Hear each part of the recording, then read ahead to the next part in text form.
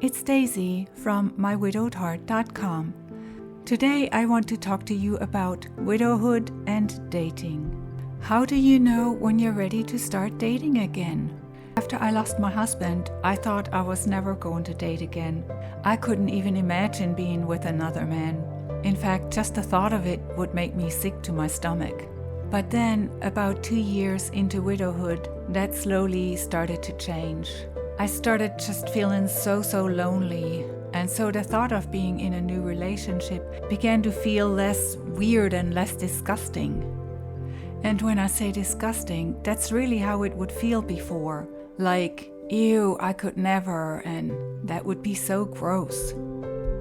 I just couldn't imagine myself with anyone other than my husband.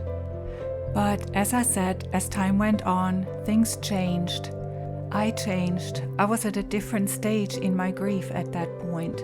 The loneliness started to be quite intense, and over time, the thought of being in a new relationship lost its weirdness. And so eventually, I started dating again. Here are some tips that might help you figure out if you're ready for a new relationship. Why do you want to date? Are you really looking for a romantic relationship, or do you just want friendship and people to do stuff with?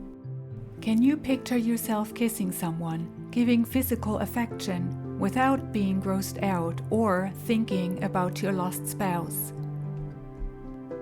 In a new relationship, would you or do you often compare that new person to your lost spouse?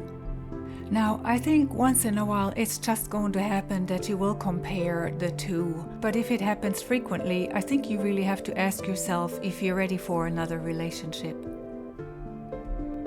Do you feel pressured to start dating? Pressured by society, by friends, by family, or even yourself?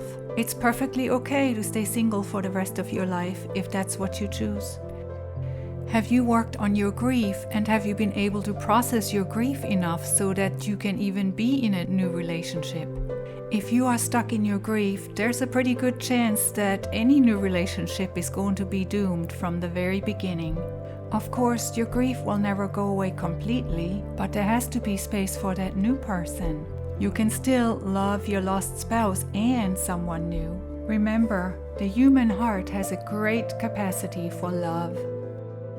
Are you willing to put away some items to make a new partner feel more comfortable?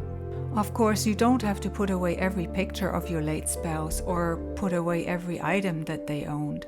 But if you're not willing to put away at least some of those things, I think you need to ask yourself if you're really ready for a new relationship.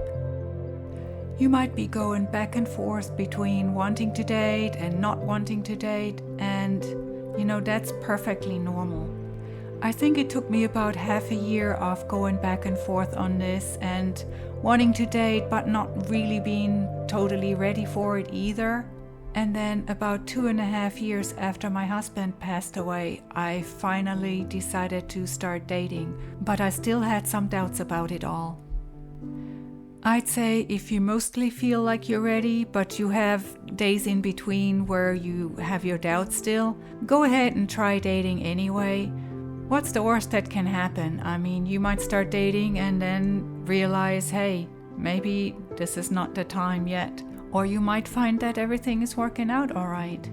You won't know until you try. I guess the main thing is be honest with yourself. Be honest about your expectations, be honest about how you feel, and also be honest to the person you're dating. Dating after losing your spouse can be incredibly hard and intimidating. And there are lots of people out there with bad intentions or bad character. So be careful, please. And one more thing, if you do decide to date, please don't feel guilty. Don't feel guilty about dating, don't feel guilty about being in a new relationship, and don't feel guilty about maybe being happy again. If you liked this video, give me a thumbs up and subscribe to my channel. Also, don't forget to check out my website at mywidowedheart.com, where I share my personal grief journey as well as helpful tips and information for dealing with grief and loss.